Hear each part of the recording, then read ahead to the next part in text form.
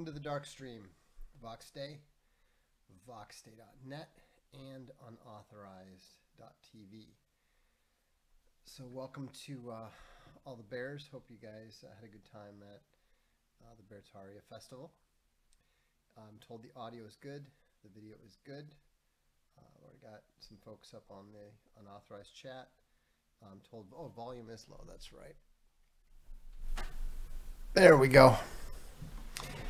Yep, so was working on, I finally have enough voice to actually do some recording. So I was doing a little bit of that earlier today. Probably have to redo it all because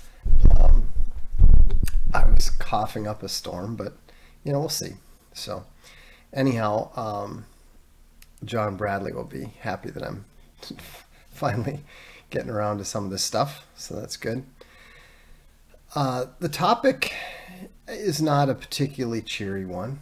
I think we're going to have to devote a stream to the very, very important question of Messi versus Pele versus Maradona versus Cristiano Ronaldo at some point in time, even though I pretty much covered that all on the blog. Not that Nate Silver didn't do it a long time before me, but you know, sometimes you have to figure these things out for yourself. Anyhow, the reason I wanted to talk about World War III and give a World War III update is because I'm starting to see a lot of indications that we're pretty rapidly moving towards the next stage. Now, I understand that a lot of people just don't view this as anything massively serious. Alternatively, some people go to the opposite extreme and they're predicting nukes flying. I think we can address that possibility pretty easily too, which we'll do. But first of all, I want to point out a couple things. Number one, the mainstream narrative on Ukraine has shifted considerably. Exterminator Bear says, how long has it been in phony war status? What Exterminator Bear is referring to there is that for several years, or I should say for over a year, World War II was known as the phony war because nothing was really happening between Britain and Nazi Germany. War had been declared, but there wasn't anything too dramatic right up until the fall of France. And then, of course, things progressed rapidly from there. But what people are not considering is that the war that's taking place is the largest scale war that the world has seen in a long time. The United States has literally never fought a war of this scale, not even when it fought in World War II. You can look it up. The Eastern Front War in World War II was an order of magnitude or more bigger than the Western Front. And even though the current war between Ukraine/NATO and Russia is much smaller than the similar events in the same region 50 years ago, or whatever it was, 75 years ago, it's still on a scale that is bigger than the United States has ever fought, except for possibly the Civil War. And of course, things have changed considerably since then. Not only that, but the nature of war has changed because of the advances in technology. The Idaho Crusader said, "Do you think the U.S. will actually be able to throw down before its economy implodes?" No, I don't think so, because I think that Russia and China are waiting for that. It's very, very clear that neither Russia nor China are in any hurry. Why would they be in a hurry to engage in actual direct military conflict when they're getting, when they're benefiting even more than they imagined possible in the economic war? It's really important to grasp that on a geopolitical level, the economic elements are just as important, if not more important, than the military elements. Neither Germany nor Japan ever had a chance of winning a war that was going to be fought to the end. And they knew that. All of their plans involved the same type of nonsensical, posturing, diplomatic nonsense. Nonsensical nonsense. It all involved hoping that the enemy would quit. You know, a lot of Hitler's strategies were based on his attitudes about the national characters. And he got it very, very wrong. The Japanese had no intention of attempting to fight it out with the USA. And remember, Japan didn't start its war in 1941. It started its war more like 1931. They'd taken over Manchuria. They were fighting in China. They were fighting the British and taking over the British colonies there. The whole thing with Pearl Harbor was just supposed to bloody the U.S. nose and warn them off and tell them to stay out of it. I mean, think about what an utter, totally miscalculation, a total utter miscalculation that was. Hitler really thought that they might be able to convince Britain to come around. I don't think he realized how completely controlled Churchill was. And it's interesting, a new book has come out that demonstrates pretty conclusively that Churchill was gay. And so there might have been some additional leverage on Churchill in that regard. I'm not a big fan of it's usually gay historians going back and declaring everybody from Alexander the Great to every Spartan and Athenian figure of any note being gay. This isn't that. I mean, I read this article in the Daily Mail. I need to put it on the blog at some point, or maybe we should discuss it here. But I mean, you're reading it going, yeah, that's questionable. Yeah, that's a little strange.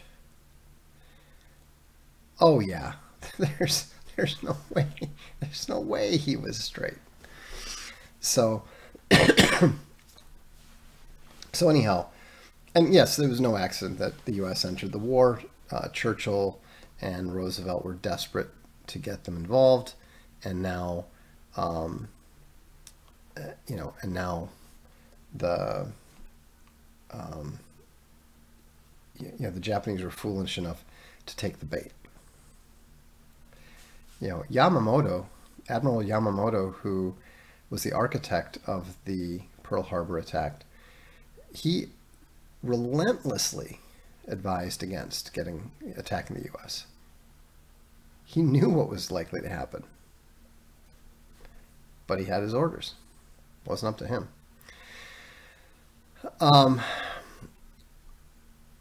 Is there a good way to prep for World War III if you do not have a lot of time or money? You don't prep for something like a world war. What you do is you do your best to put yourself in a location that is unlikely to be significantly affected. During World War II, during World War I, there were entire parts of the world that had no idea anything was going on. It's not going to be everywhere and all over the place. I mean, it's a total nightmare in parts of Ukraine right now, and yet everywhere else, we're practically unconscious of it. We're still thinking of it as a phony war, despite the fact that the casualties are probably well over 500,000. It's terrible. And so anyhow, if you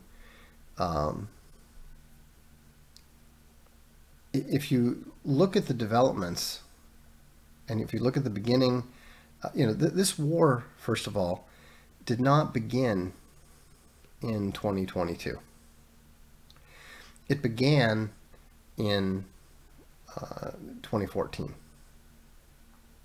It began when the duly elected government of Ukraine was violently overthrown in a neo-clown US-backed coup. This isn't up for debate. Even the head of NATO openly admitted this recently. And so, but it was a very small regional war. And then of course there were the Minsk agreements, the Minsk II agreements. The Ukrainian regime, the Zelensky regime, did not keep to the Minsk agreements. They completely violated them. They killed something like 7,000 people, 7,000 of their own citizens in the Donbass republics, the separatist republics. In Riding the Red Horse, we actually have a story. This is published, back in 2015. We actually have a story that was written by the Kurgan that we published that was all about that war. Between the Donbass separatists, the Novorussians, and the Ukrainian regime. But we had no idea that it was going to go this big. And so, NATO has now, I think it came out recently that NATO had spent let me look this up. I mean, the number actually surprised me because it was even more than I had imagined. Let's see here. It's on Russia Today. And let's see if I can find this. Ukraine is spending $100 million a day on the conflict with Russia. That's not coming out of the Ukrainian budget. There is no Ukrainian budget. They don't even have an economy at this point. It's all coming from the West. Here we go.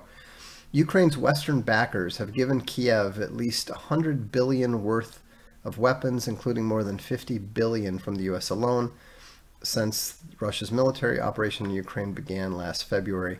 That's courtesy of Ukraine Defense Minister Alexei Reznikov. So there's a tremendous amount of money, weapons, resources that are getting pumped into this for nothing except to buy time. and to kill more Ukrainians. This, by the way, is one of the reasons why you never ever want to allow foreigners to become your national leader, because they don't give a damn about people who are different than them. They use them, you know. In the same way that Zelensky is perfectly happy to fight to the very last Ukrainian, someone like Rishi Sunak is going to be more than happy to fight to the last British person. Of course, the neo-clowns are more than happy to fight to the last Ukrainian or the last Israeli or whatever. They don't give a damn about anybody. You know. And so what I've been seeing in the last week, so we've had this, 3 months now of the big, much ballyhooed Ukrainian counteroffensive. It's gone nowhere. All of the Western Wunderwaffen have proven to be totally useless. And so what's the point? Chris Hawk asks, why is the West buying time? Some of them must know it's not on their side. Well, the reason that the West is buying time is because they're terrified of what's going to happen once Ukraine surrenders. Ukraine is going to have to surrender. The Russians haven't demanded unconditional surrender. But the Russians also know that the Kiev regime does not have the authority or the power to surrender. There was a peace deal in place in 2022. The Zelensky regime wanted to accept it, and the Brits told them, no, you can't, and if you don't accept it, we'll provide all the weapons you need, and we'll provide you with all this money. And they did. They came through on that. Because they genuinely believed, and I'm now convinced that they did genuinely believe, that they were going to be able to win. The Russians were not supposed to be as capable as they turned out to be. One thing that a lot of people didn't realize at the time is that the Russians were basically outnumbered by the Ukrainians at the beginning of the special military operation. That's one of the reasons why Putin sent in the paratroops and tried that decapitation move at the beginning, because they didn't think they had enough troops to attack successfully. Now they do. Now they've mobilized, first, I think they've mobilized something in the 550,000 troops.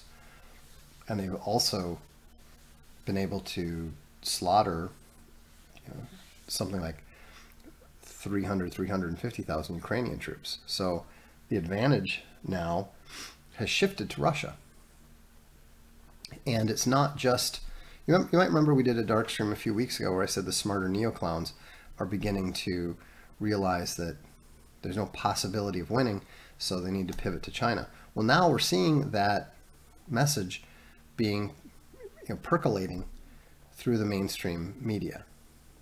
Right now it's still the elite institutions, New York Times, Washington Post, Foreign Affairs, but they're already changing that narrative. 3 months ago, the narrative was still Ukraine is going to win. This offensive is going to take place with all the great Western weapons and the Western trained Ukrainian troops and the mercenaries, and they're going to take Crimea, and this is going to cause the Russians to kick out Putin and agree to a peace. It was total nonsense. But that was the plan. Remember, the fact that a plan fails doesn't mean it didn't exist in the first place. And so the problem that the West has, and Hawk is right, time is not on their side, because Russia and China are winning the economic war. The German economy, which is the engine of Europe, is already in recession. The Russian economy is growing as much as more than the German economy is shrinking. And so, the economic noose is tightening. Some of us are already beginning to feel it.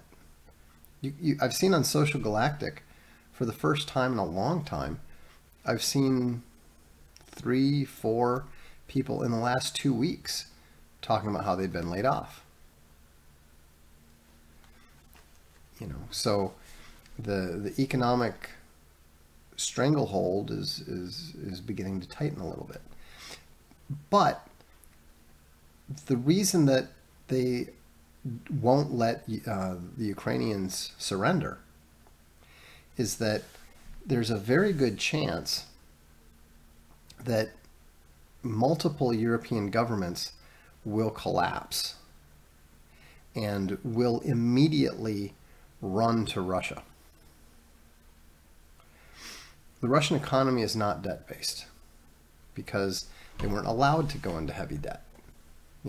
Basically, the Russians have been fortunate because they've been forced to do the right thing economically by their enemies. And that's one of the reasons why they're in such good shape.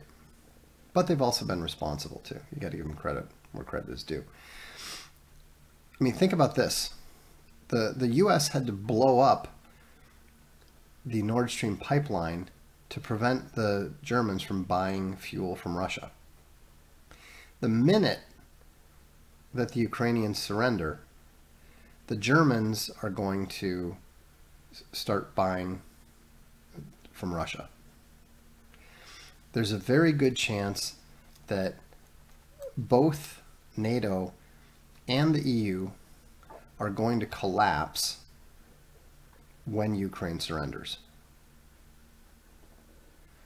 And so that's why they need to buy time, because they know that the scenario in Europe, and remember, the U.S. has benefited by essentially having European colonies and then African sub-colonies for the last 75 years. That's one area where the left back in the 60s and 70s was actually correct.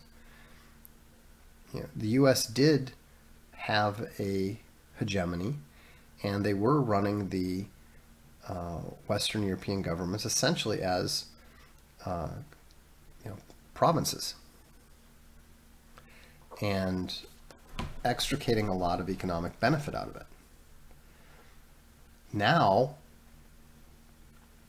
they're in the position of potentially losing not just all the Western European satrapies that they've got, but also the Eastern European ones that they picked up over the last 20 years.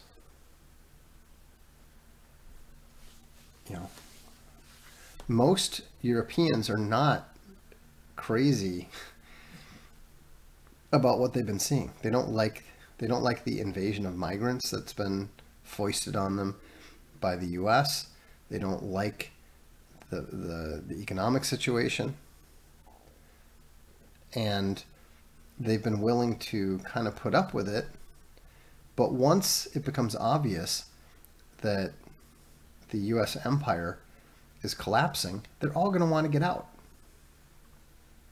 They're all going to want to get out of it. So that's what they're afraid of. Britain has already left the EU. Italy's already making noises. And imagine what's going to happen if BRICS starts offering deals to economically desperate European countries with the requirement of get out of NATO, get out of the EU. Can you see Hungary turning down that deal? I mean, at this point, Germany might take it.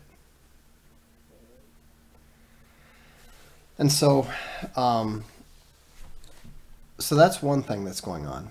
You know, I don't know if and when Russia is going to launch its own offensive. They've certainly got the ability to do so. I don't think that they want to do so because they've tested a few things.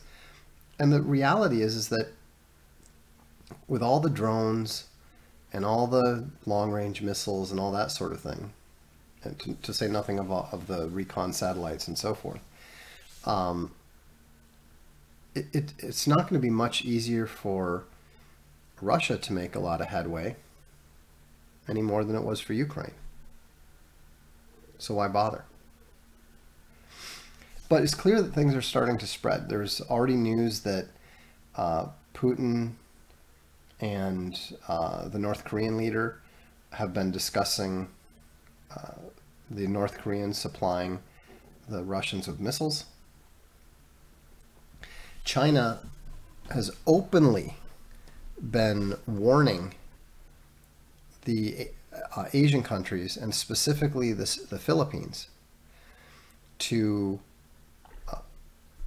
not allow themselves to get used the way that Ukraine was. But Japan just struck a deal where they are giving the U.S. permission to expand the runways at the U.S. Air Force bases in Okinawa in return for the U.S. letting them dump the irradiated water from Fukushima into the ocean, which China's very unhappy about, by the way. So we're seeing that. And then in Africa, what I thought was really interesting was after we saw Niger and I think it was Gabon start kicking the French out. The U.S. was relying upon, the U.S. took this very seriously. They actually flew Victoria Nuland, who's the architect of the coup in Ukraine. They actually flew her into Niger to try to get, tell them to back down or else. But what's interesting is that suddenly the Nigerian government is looking pretty shaky. The current leader is very much a U.S. controlled creature. And they recalled all their ambassadors, they fired a bunch of ministers and so forth. What that tells us is that Nigeria, which is supposed to be, which provides half the troops to ECOWAS and is basically supposed to be the U.S. enforcement arm in Africa to keep everybody in line. It means that the U.S. has probably already lost control of Africa if it hasn't, it's losing control of Africa if it hasn't done so already. And so this is going to put further pressure on the Europeans because, for example, France gets all of its uranium to power its nuclear reactors from Niger. They can't get it anymore, and they're not buying gas from Russia. Where are they going to get their energy? There's not enough windmills to run all the electric cars. And so, and like some of you guys have said, we're already starting to see unrest. And in Ireland, people are getting more and more upset with the migrants. Israel's threatening to kick all the Eritreans out. The Eritreans were even causing some minor trouble in Switzerland, of all places. Two groups of them were fighting about what's happening with the politics in Eritrea. And so,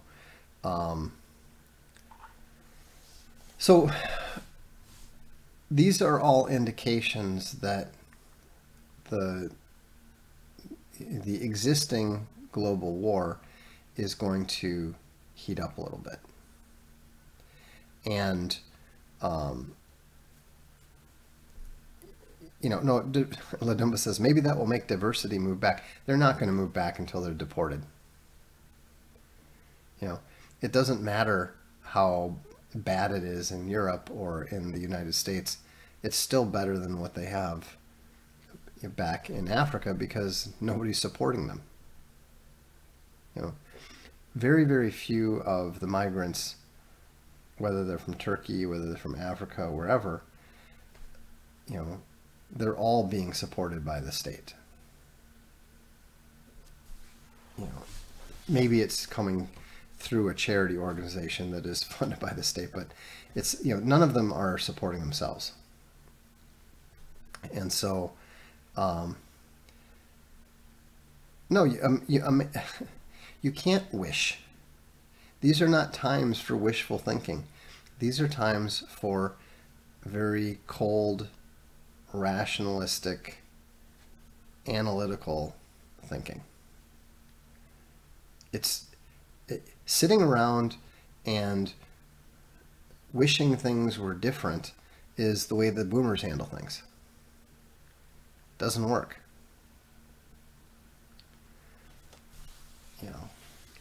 It doesn't behoove any of you here. You guys are all smarter than that. And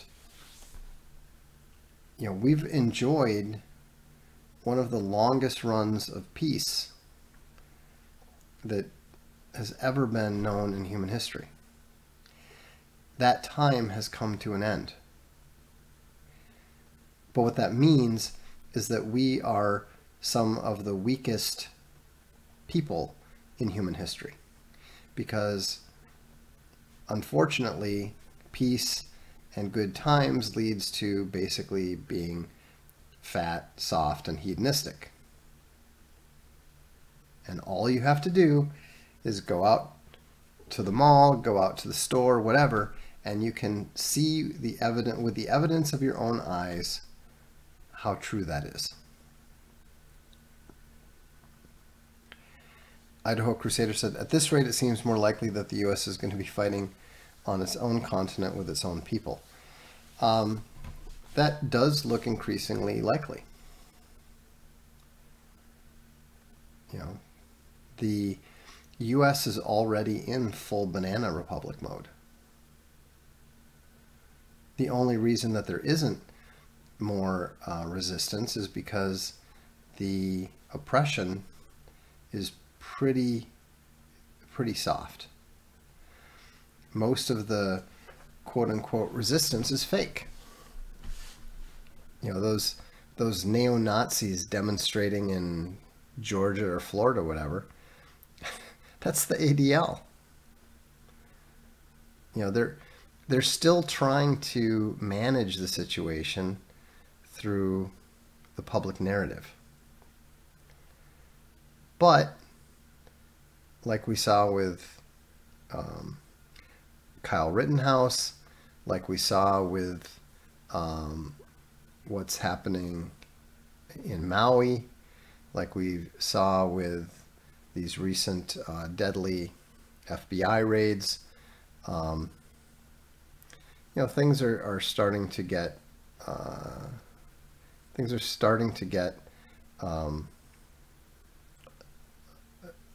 they're starting to cross that dangerous line into violence. And nobody's going to do anything as long as they feel like they're going to be okay and that they're going to be left alone. It's just like in Iraq. One of the things that the Donald Rumsfeld and the military strategists were very, very conscious of was they needed to be careful not to create more terrorists, as they called them, than they killed. And of course, we all know that they completely failed because, when you bomb a wedding party, maybe you kill 10 terrorists, but you kill a lot more innocent people and create 100 more. So far, nobody cares that some boomer shooting his mouth off on Facebook was killed by the government. So far, the kinds of people who have been murdered by immigrants are the kind of people who are more concerned about being seen to publicly forgive their child's killer than in seeking vengeance. And so, that I think is why we haven't seen anything happen. But it also tends to indicate that they don't want that to happen. Which leads me to what I was talking before about how people are saying, oh, well, the US will launch nukes rather than give up Europe. I don't believe that's true. I mean, if there's one thing we know about the USA, is that it doesn't like fair fights. It doesn't like to get punched in the face. It has no desire for that.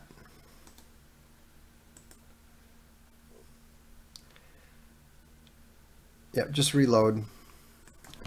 Just reload. Apparently we had the dropped a few frames there. So, but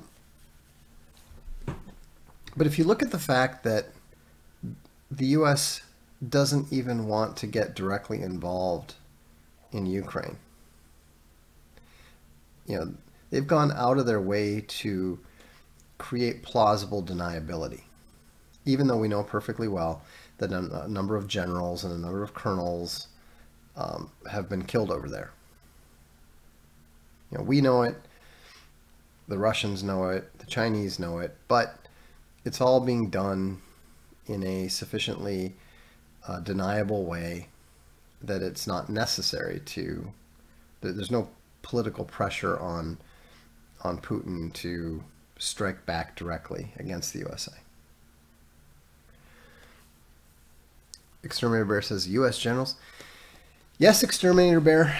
Have a look at how many U.S. generals have died in the last 6 months in automobile crashes. They don't report them as being killed over in Ukraine, but, most of them have been. It's not like the roads suddenly got dangerous in the last year.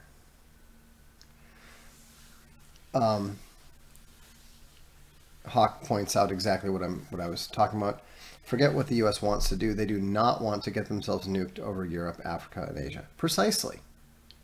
There is no way that the U.S. is going to engage in any sort of nuclear exchange with Russia. They won't do it.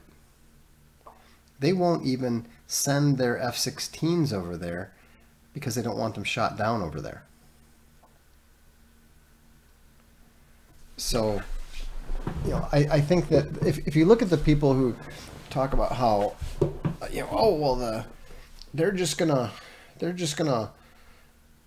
they're bad losers, and so they'll just nuke everything. Well, that's not true. They didn't do that with Vietnam. They just went home with their tail tucked between their legs. They didn't do that with Iraq. They didn't do that with Afghanistan. Why would they do it over Europe? The US should have withdrawn from Europe 30 years ago, maybe more. It absolutely should have withdrawn from Europe in 1990. So the idea that they're going to destroy all the major cities in the USA because they're so upset that they can't tell the Germans what to do anymore. I mean, that doesn't even make any sense. That's, as a general rule, whenever you hear public figures or military analysts talking in personal or emotional terms, when they start making predictions based on the motivations of a small number of people, that's almost always guaranteed to be wrong. Look at all the people that are trying to predict what's going to happen in Ukraine on the basis of what Putin wants, what his personality is, how popular he is in Russia. The fact is that in large countries,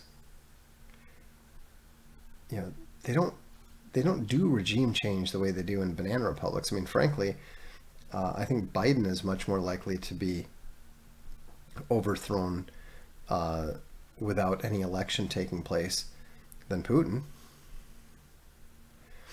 Will the U.S. stay involved till its loss can't be denied? It's hard to say. It's hard to say because the smarter neoclowns are already telling the U.S. to get the hell out. They understand that China is the much bigger threat. The only thing that Russia can do is engage in a mutually destructive exchange of nuclear missiles. Right? And the Russians have made it very clear, we're not going to do that unless there's an existential threat to Russia. A battle over Europe is not an existential threat to Russia. And it's not a threat to the US at all. But China is a serious threat to completely remove the US as a major global power. Don't forget, the US hasn't always been a major global power. It didn't really become one until after World War II. The US was not in any position to take on the British until after World War II. And the Chinese Navy is going to be in a position not only to contest the seas with the USA, but it's probably already in a position with Russia's help to completely drive the US off the oceans. They couldn't do it all at once, but when you've got 200 times the shipbuilding capacity of your enemy, the outcome is inevitable. That's why I've said, I don't think that there's going to be a shot being fired over Taiwan. People were astonished just yesterday because China announced a new satellite phone. It has 5G technology that they weren't supposed to be able to do. They weren't supposed to be able to do it because first the Trump administration, then the Biden administration denied them the chips that were required to do that kind of 5G technology, China built it themselves. They not only built the chips, they've already successfully implemented them in consumer products. This was not supposed to happen, not yet. You know, people say, well, they just reverse engineered and stole blah blah blah. That doesn't matter. The point is that the US's ability to keep China in a technological box is over. What do you think about the Taiwanese billionaire that is running for president next year? Is he close to Xi? I have no idea because I haven't looked into him at this point, but I strongly suspect, given what China isn't saying about him and the fact that the Western media seems to be kind of confused by him, that he is possibly an ally of Xi, who is going to be the one to bring Taiwan into peaceful reunification with the mainland. It's going to be very, very interesting to see who he's connected to. I don't think that what's it called, the DPP?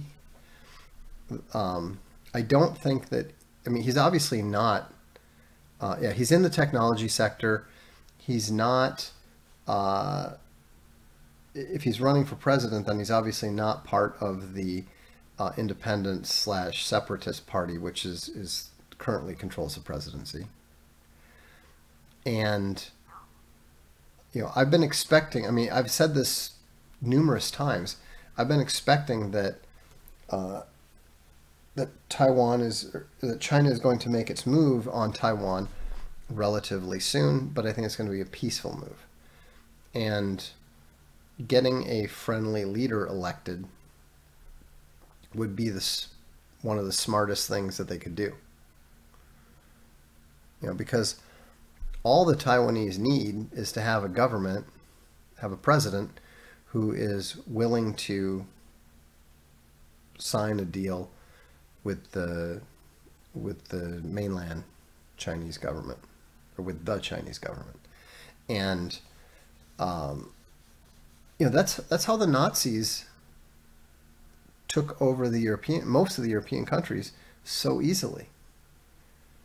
They barely had to fight countries like Belgium, Holland.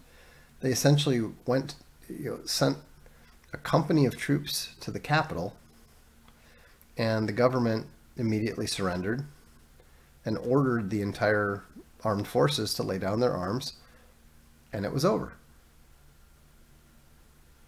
Now, that was one of the reasons why the commanding general in Switzerland, General Guizon, issued a statement making it clear that there was no one authority, there's no one individual or political position that had the authority to provide Switzerland's surrender. Ladumba says, if anyone is interested, his name is Terry Gou, G-O-U, and he's the founder of Foxconn. Foxconn is one of the biggest Chinese technology companies. I think they make, among other things, they make all the iPhones.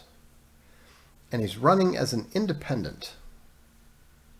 Yeah, well, see, that's also particularly interesting that he's running as an independent, because, you know, the existing parties have their platforms and they have their official positions on reunification. If he's running as an independent, he's not going to be tied down by any of the historical commitments made by those parties. I mean, I don't know. I mean, other than the fact that this billionaire had announced he was running for president, you know, I've been a little busy. I hadn't had time to dig into that one. But my instincts tell me that the he is going to be supported by the Chinese government, and that he is probably the individual who is, has been selected to bring Taiwan into peaceful reunification, which I think would be fantastic. The last thing that anyone should want to see is Taiwan signed up to play Ukraine. There's no possible way, even if the U.S. got directly involved, that they could do anything about a forcible reunification. And the Chinese don't want that either. Hawk says, wonder how many business dealings Xi had with him in his time as provincial leader. Yeah, I suspect that Xi knows this guy very, very well. Something that I've been pointing out again and again is that when he was coming up through the CPC, Xi was first the governor of the one province that borders Taiwan. It's across the sea from Taiwan. And then he got promoted to being the governor of the other province. And he spent most of his time as provincial governor working with Taiwanese businessmen, bringing investment into the mainland. Apparently, Gu said during his announcement that it's the era of entrepreneurs rule. Yeah, I think he's not going to talk very much, if at all, about the reunification issue. If my suspicions are correct, he's going to talk a lot about economics, about working together with the mainland to mutual benefit. If you read much Chinese diplomacy, and I literally read their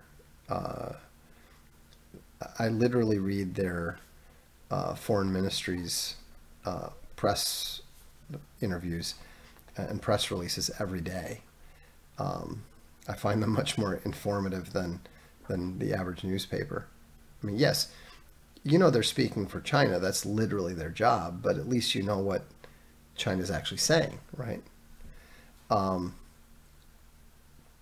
But they have a certain language that they use, and it's always relentlessly positive, win-win. They love to talk about the close and eternal bonds between the Chinese people and the Indonesian people, or the Pakistani people, etc., etc. I mean, their diplomats are really good. I mean, it's funny because they, just like with the U.S. press corps, they get thrown curveballs and loaded questions and stuff, and it's just funny. I mean, I think that I could probably do a credible job now. I'd have to do it in writing. I couldn't do it just live, but I think I could do a credible job of sounding like a Chinese foreign ministry diplomat. If I had to answer questions of the sort that they get. I mean, it's kind of hilarious the way that they'll just avoid condemning the Russians no matter what. And it's also funny how they'll always sound very friendly, kind of a concerned big brother about like an earthquake in Turkey. They really like to express solidarity and talk about multipolarity and win-win scenarios and all that sort of thing. When you when you compare it and contrast it to that not very bright black spokeswoman for President Biden, it's pretty funny. But I have to admit, I just enjoy seeing competence, and they're so much better than either the Russian diplomats or the U.S. diplomats. It's not even funny, because the U.S. diplomats are always threatening people and always, talking about how awful and evil everybody is.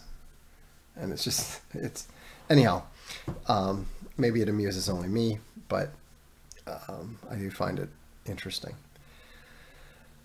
But the point is that this is the time to look for opportunities that are on the safer side, that are on the, this is not the time that you want to expand and borrow and do all that sort of thing. This is the time to dig in, get your hands dirty, and build ideally in a safe place. So those of you who've been listening to Owen for the last 5 years are probably going to be in a better place than a lot of people. Your indoor plumbing argument may be the most rhetorically effective for normies. Could you reiterate it, please? Well, generally, I'd just say, look, you can't continue going down this road, because it's not about whether you like Trump. It's not about whether you like the idea of deportations. It's about whether you like having indoor plumbing. If things continue on the path that they are on, you're not just going to lose your satellite TV. You're not just going to lose your mobile phone. You're going to lose the ability to flush your damn toilet. So it's not like a specific rhetorical phrase like magic dirt. It's more of a response when you're trying to explain to someone the reality of the situation, and they're saying, well, no, I don't think it's worth it. Because there's always a normalcy bias. Even the most hardcore conspiracy theorists have a normalcy bias, and it's very, very difficult for most people to imagine anything but a direct linear progression from where things are today.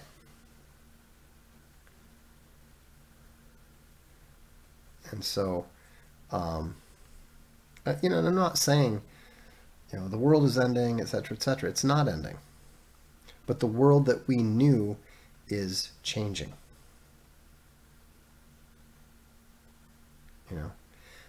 This is not the time to, go take cruises and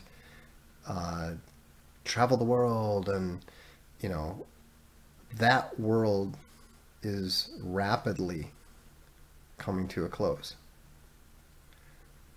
So make use of the time that you have. Make good use of it. Focus your resources on what's important. One of the reasons why we've always maintained a $5 subscription fee to this, to Unauthorized, is because we want to make sure that if there's one thing that you can afford, it's being a part of this community. That's why Social Galactic access is included with it. So that and we're adding stuff. For example, we're adding the skills channel, so that when YouTube goes down, people have a place to come and watch stuff that's happening here. And also, just so you know, I mean, we're preparing for this stuff too, even on our level. Just today, our new European servers were getting installed. They're not up and running yet, but I don't know, within, I would say that by October, we will have a complete mirrored system so that unauthorized will be running live actively on both the US continent and here in Europe. So if one goes down, you should still be able to get full service. I don't know what the present numbers are. I haven't looked. I think we're probably around 7,000. You know, I'd like to get that up. I mean, ultimately, we'd like to see unauthorized get to around 20,000 subscribers. But you know, we're you know, we'll see. Bargain Bear says, my parents are planning a tour of Greece next year. Seems like a waste of 9,000. It probably is. You know, but that's your parents. That's not your problem. So, maybe UATV survives and YouTube is no more. I'll make a prediction right now. I will predict that when YouTube either goes under or is bought, that UATV will still be going strong and will probably have more subscribers than it does today. So, anyhow, you know, and we're doing this if the internet survives. Well, the internet is designed to survive a lot of stuff, so the chances are pretty good that the internet will survive in some form, even if it's all via, you know, a balloon version of Starlink or something. Be Good says, wish we could get Wrangler Star to focus more on UATV. Nobody's going to focus on UATV until they have to. You know, you know, we're still just pumping along, bumping along, and you know, until the next exterior crisis. You know, I don't know whether it's going to be something like you know, Rumble going down or you know, or what, but we know from the environment, and we know from the fact that interest rates are rising, and we know from the fact that these businesses are not profitable and that they're propped up, they're not going to survive.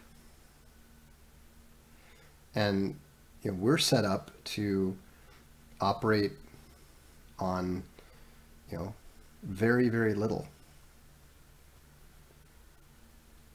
You know, and give credit to Owen in particular for being committed to just keeping the thing rolling, no matter what. And you know, I don't blame any of these folks who want to make hay while the sun is shining. You know, I actively encourage them to. Although it would be good if they would, you know, push the subscriber base a little more. But, you know, it'll get there. The important thing is for us to be prepared. Idaho Crusader says, I just have a hard time believing that anything complex is going to survive in the U.S. after its collapse. The U.S. is a political entity that spans an entire continent. There's going to be a lot of things that will operate just fine when the U.S. collapses. You know, money is just a way of keeping track. what's going to happen, when the money stops flowing in the U.S.? It's still going to flow elsewhere around the world. People are still going to figure out ways to, buy milk, buy food, etc., etc. So not everything is going to fall apart completely. The U.S. collapsing does not mean every single structure in the U.S. falling down and every single, technological implement failing. The U.S. is way, way ahead of, places like Africa, and they still have power and they still have water and so forth. They still have internet. So, anyhow, be smart, be wise, use the time that we have left to prepare well, and focus your resources on the things that are A, important, and B, that are going to last. That's why everything that we're doing right now, we're not doing anything fancy. Everything we're doing right now is either stuff we've committed to, to providing, the comic stuff, infrastructure, and books that will last for hundreds of years. You're going to be fine. And we're going to be fine. So, so the important thing is we just keep calm and we keep working on this together. If you've got a subscription to UATV and you're not on Social Galactic yet, get on Social Galactic. There's a reason it's there. Okay? We have a super chat from Pug Fugly Bear. Thank you, Pug Fugly Bear. Is Russia's collapse in the 90s a good predictor of what we will experience? I don't think so, because I don't think the U.S. is already run by the neoclowns and is already being financially parasitized by them. So, that element of the collapse, which was the oligarchs coming in and privatizing and taking everything over, so I don't think that is a very good predictor. So, on that note, I will let you all go. Have a good evening.